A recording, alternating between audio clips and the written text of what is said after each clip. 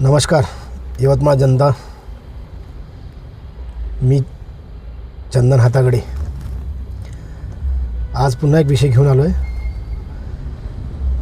मुख्यमंत्री देवेंद्रजी फडणवीस पुन्हा यवतमाळ जिल्ह्यात आपल्या येत आहेत आणि पुन्हा 100-125 कोटी रुपयांचा चुराडा करणार आहेत। मागच्या 13 तारखेला येऊन गेलेत, अख्खं प्रशासन एकत्र आणलं, कामाला लावलं, झालं गेलं काही नाही, 15 मिनटं थांबले, निघून गेले। ना कुठल्या शेतकऱ्यांच्या व्यथा ऐकल्या, ना कुठल्या शेतकऱ्यांना भेटी दिल्या। आणि आज पुन्हा येणाऱ्या 29 तारखेला 29 सप्टेंबरला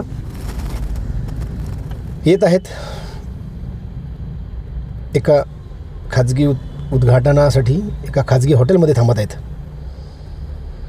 मुख्यमंत्र्यांची व्यवस्था यवतमाळ येथील विश्रामगृहामध्ये करता येतं, सगळ्या गोष्टी होतात। एवढं करत असताना सुद्धा त्यांना हॉटेल व्हेनिशियनमध्ये थांबण्याची काय गरज?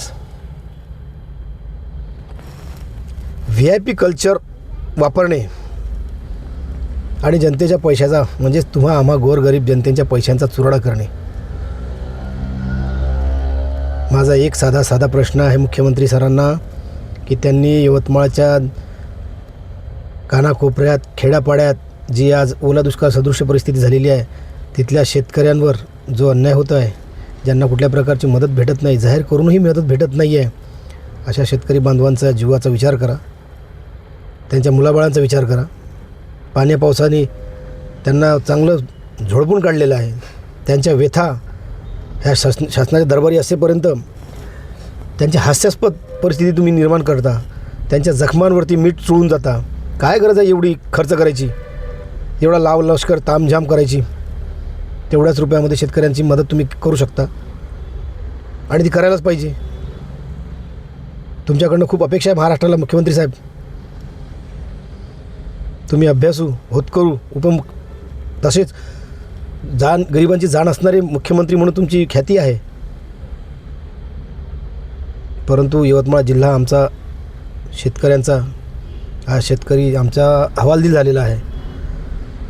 निदान नाही जनाची तर मनाची तर लाज बाळगा आणि आमच्या यवतमाळ जिल्ह्यातील शेतकरी बांधवांना त्यांच्या अंगावर असणारे कर्ज सरसकट माफ करावं। दुष्काळग्रस्त जिल्हा घोषित करून त्यांना तत्काळ मदत जाहीर करा, एवढी विनंती मी तुम्हाला यवतमाळ जिल्ह्याच्या वतीने पीपल्स पार्टी ऑफ इंडियाच्या जिल्हाध्यक्ष या नात्याने करतोय। असू द्या सर, काहीतरी विचार करा गरीब शेतकऱ्यांचा। धन्यवाद।